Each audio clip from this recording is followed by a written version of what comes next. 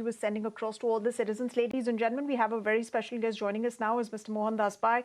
He's the chairman of Arlene Capital. Thank you very much, Mr. Pai. It's always good to have you and get your perspectives on any burning topic of the day. And today, we're talking about the Prime Minister's speech. A very happy Independence Day to you. What was the biggest economic message from the Prime Minister's speech? What were some of the key takeaways? And what does it really tell you about the government's priorities over the next couple of years?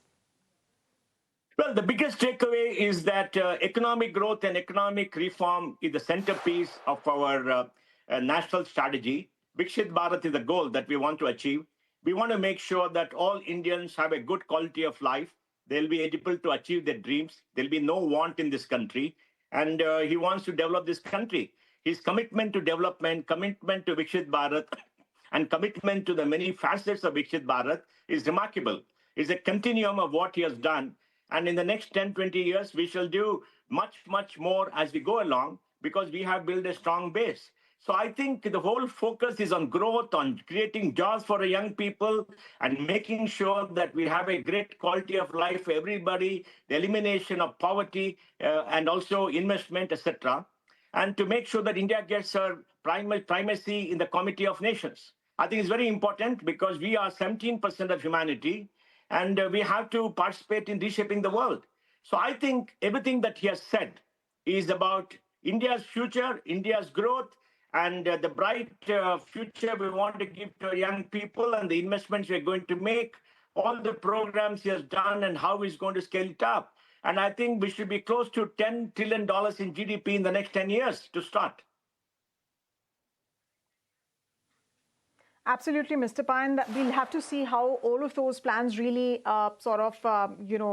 turn out over the next couple of years. But let's first talk about the youth factor, given the fact that this was keenly watched and what the Prime Minister's messaging to the youth is going to be to the youth of this country. And many were expecting that there would be defense posturing by the government, by the Prime Minister on the back of these protests that we've seen recently in New Delhi and how the youth reacted after that. Did you see that defensive posturing play out, or do you think there was an acceptance of challenges and the misses that have happened on the part of the government, especially when it comes to addressing the key concerns of the youth of this country? Well, I think there is an acceptance of the challenges that India faces as its youth. You see, the biggest challenge that we face today is the youth bulge. I think we need to understand what we are facing, the youth bulge. From 2000 till 2025, 2020, we've had about 2.5 crore babies being born.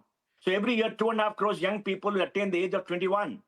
And we have to create jobs for 1.6, 1.7 crore jobs. About 1.1 crore young people graduate every year. It's the largest youth bulge any country has seen in history. For example, I just saw some data about China. Only about 8 million Chinese were born last year, right? Even though their population is the same, it's shrinking.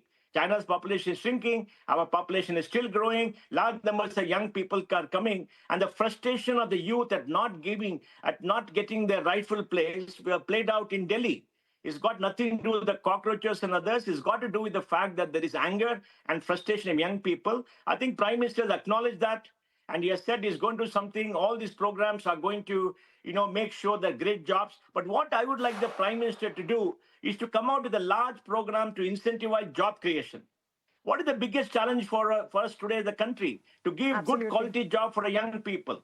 And we need good quality job for young people in the north of India. In the north of India, beyond the south, where the largest number of young people are graduating, largest number of women are graduating. More women graduate today than any time, more than men. And they all want jobs. They're in the north of the country, and the jobs in the north are very less. In the south, there are enough jobs. So I would like the Prime Minister to come out with a massive incentive program for job creation in the 400 poorest districts. How do you make sure that we create jobs close to where people live? And people are leaving these poor districts and coming and staying in the bigger towns in a miserable life because they don't earn enough money. To me, that is there. All the things that he is doing now, the development in energy, the development in infrastructure, transport, etc., will go towards that. But we need a job incentive program which is very specific. And I think that is the most important thing that I would expect a Prime Minister to do in the next 2 to 3 months.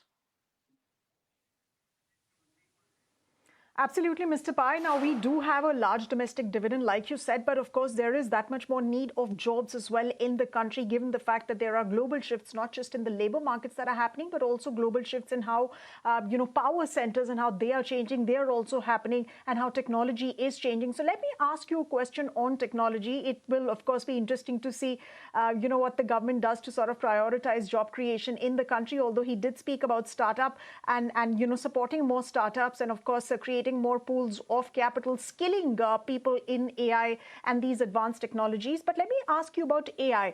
I mean, the government has largely focused on creating apps, focused on creating the application layer of AI, the AI ecosystem. Do you think that is going to put us, on the global map, or do we need to double down on our creating our own models, increasing compute capacity?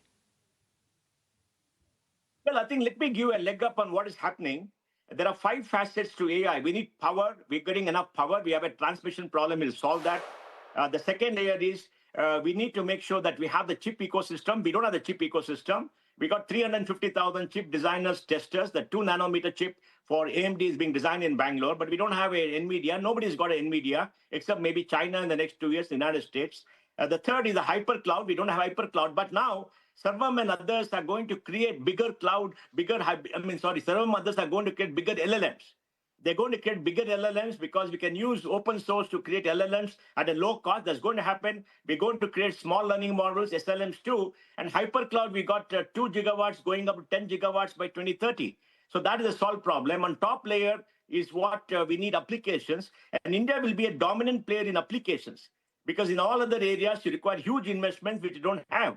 America is spending $3 trillion on hypercloud. We don't have $3 trillion. We spend very small amounts of money, right? Our GDP is only $4 trillion.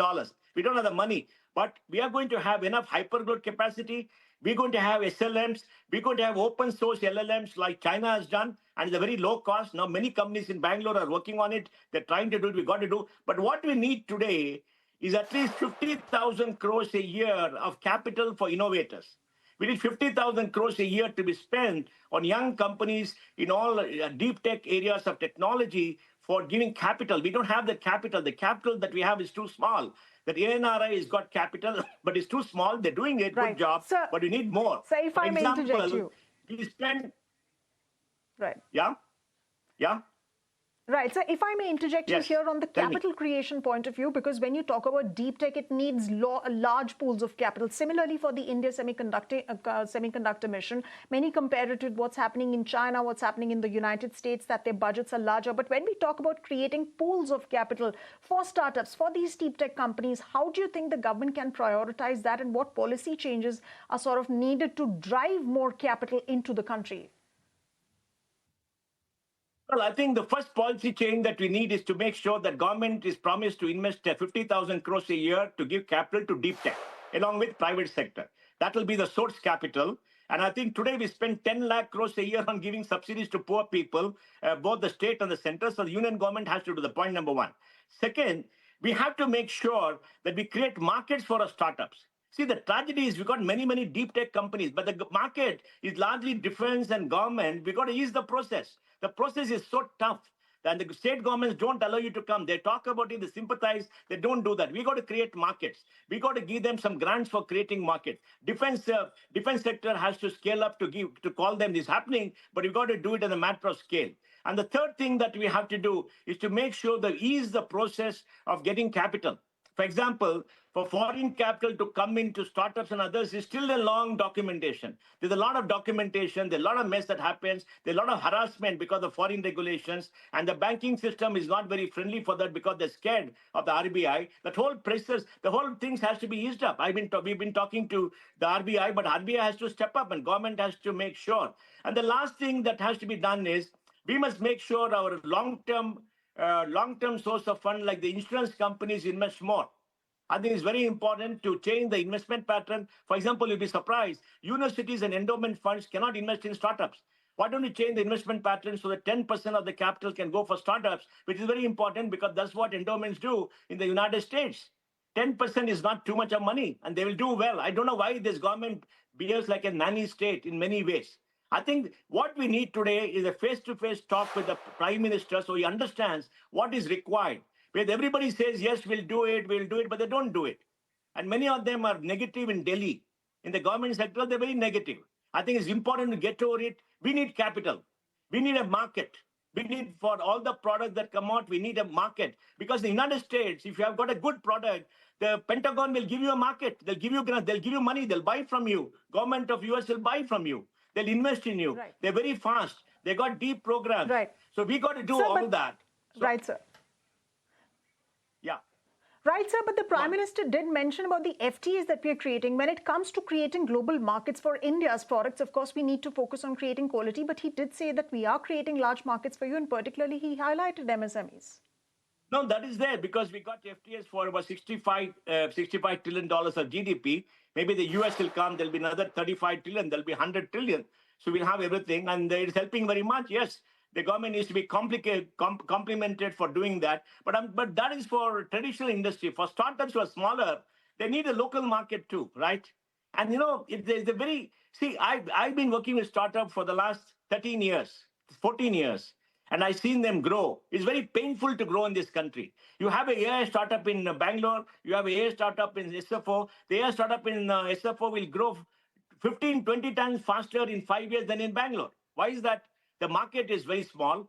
The market is not there. Many of the markets are shut. The government markets are shut. Public sector does not buy. Government does not buy. They harass you. And then they give to the lowest bidder. They don't understand the deep technology. There's no competition. I think the whole thing needs to be changed. And the defense sector, where they spend a lot of money, has to become more active. It has become more active, but they have to do more. So we have to scale up. We need a fresh look at it for the innovation sector. But I want to tell you, India is going to be one of the big AI powers in the next 3 to 4 years. We are going to be a big AI power. We're going to have a lot of the work done for AI globally here. We do hope that it is going to happen. Don't worry. It's going to happen. And we do hope that happens, sir. And we do know that. So we do know that you will.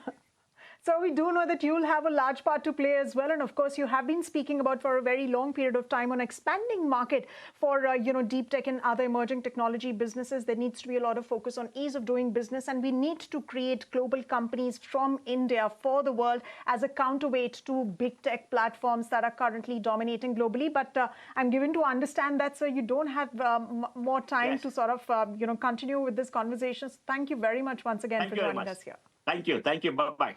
Happy Independence Day.